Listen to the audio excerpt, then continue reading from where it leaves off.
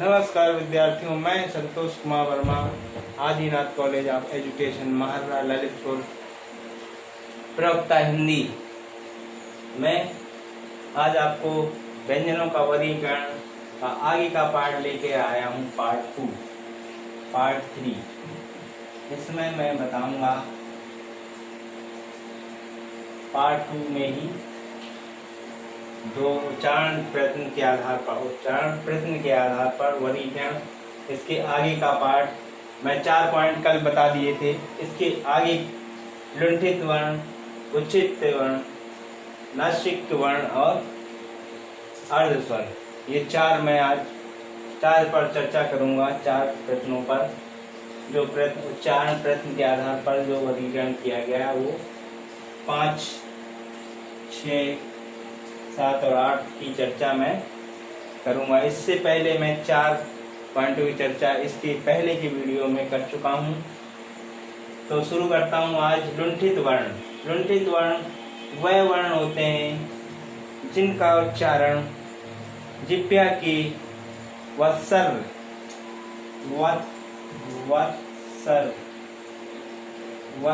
पर एक से अधिक बार स्पर्श करने पर एक से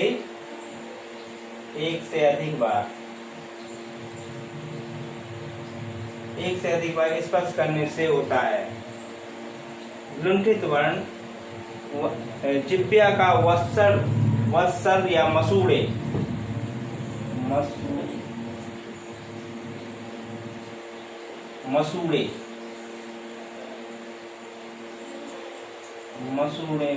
या मसूड़ों पर इसको वत्सर को मसूड़े कहते हैं। मसूड़ों पर एक से अधिक बार स्पर्श करने से जो उच्चारण होता है, जो प्रयत्न किया जाता है, उच्चारण प्रयत्न, उस प्रयत्न को लुंठित वर्ण कहे जाते हैं। उन लुंठित वर्णों में रा को रखा गया है। रा ऐसा वर्ण है जो लुंठित है। लुंठित उसका उच्चारण करिए रा।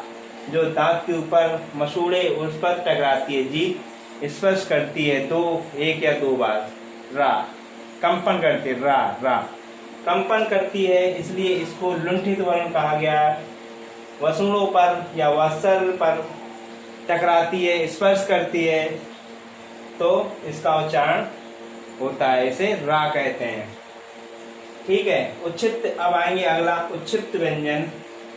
फिर लुंठित वर्ण हो गया। लुंठित वर्ण कौन सा क्या वर्ण होता है बता चुका हूँ कि जिह्वा के वत्सल पर स्पर्श करने, एक से अधिक बार स्पर्श करने पर जो उच्चारण होता है तो उसे लुंठित वर्ण कहा जाता है। उच्चित वर्ण वह वर्ण होते हैं जिसमें जिह्वा मूर्धा जो मसूड़ से ऊपर, दंत से मसूड़ आगे वाला भाग मूर्धन्य भाग, मसूड़ से ऊपर तालु ऊपर वाला जबड़ा होता है, यहाँ है, इसको मूर्धन्य बोलते हैं। इस पर टकराती है, जीभ इस पर स्पर्श करती है और वायु है, जो वायु मुख विवर से बाहर निकलती है, उससे उत्पन्न वर्ण कहलाते हैं उच्चित वर्ण। उच्चित व्यंजन कहलाते हैं। वो व्यंजन होते हैं डा और डा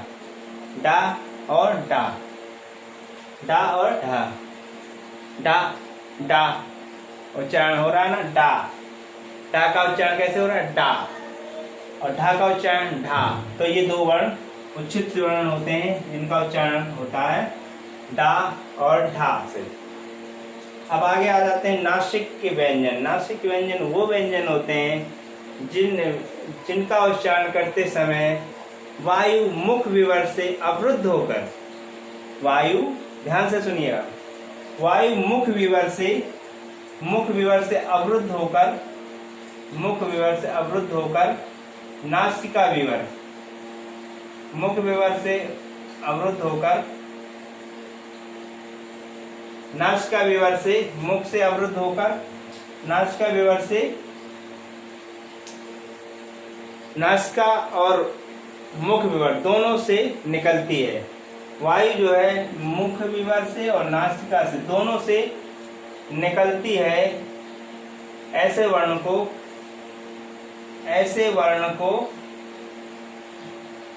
क्या कहा जाता है? नासिक के वर्ण कहा जाता है, जिसमें वायु मुख विवर से अवरुद्ध होकर, मुख विवर से जो अवरुद्ध हुई तो वो नासिका विवर से निकलती है, नासिका और मुख दोनों से निकलती है, बाहर निकलती है। ऐसे वर्णों को नासिक के वर्ण कहते हैं, जो वायु मुख विवर में अवरुद्ध होती है लेकिन मुख विवर और नासिका दोनों से बाहर निकलती है। ऐसे वर्णों को, ऐसे उच्चारण प्रयत्न करने वाले वर्णों को नासिक के वर्ण कहते हैं। ऐसे वर्णों को जिनका उच्चारण नासिक के मुख विवर से अवरुद्ध हो जाती है तो नासिक और मुख विवर दोनों से होती हुई बाहर निकलती है, उनको नासिक के वर्ण कहते हैं। इनमें कौन कौन से वर्ण आते हैं? डा,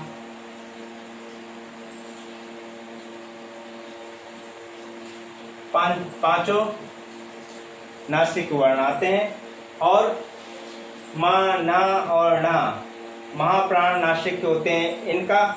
इनका भी उच्चारण नासिक से होता है, लेकिन इनका जब प्रयोग करते हैं शब्द में तो इनको आरंभ में कभी नहीं लिखा जाता। इनका प्रयोग मध्य या अंत में ही इन शब्दों का प्रयोग होता है। मन, मैं, ना और अंगा, तो इनका प्रयोग शब्द में आरंभ में कभी नहीं होता है। इनका प्रयोग मध्य और अंत में ऐसे करते हैं, जैसे कि संहार,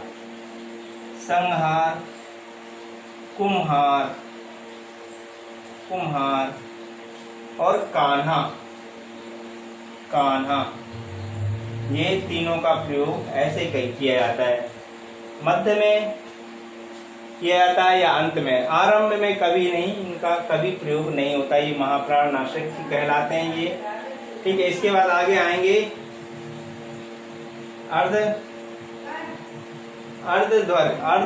अर्धस्वर वो स्वर कहलाते हैं, वो ध्वनियां होती हैं जिनके उच्चारण में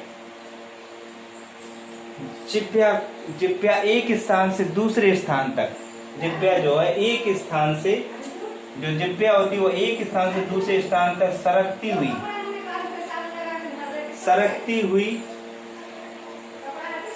हुई उच्चारण करती है, और वायु जो है मुख विवर से बाहर निकलती है, सरकती हुई प्रतीत होती है, और वायु जो है मुख विवर से बाहर निकलती है।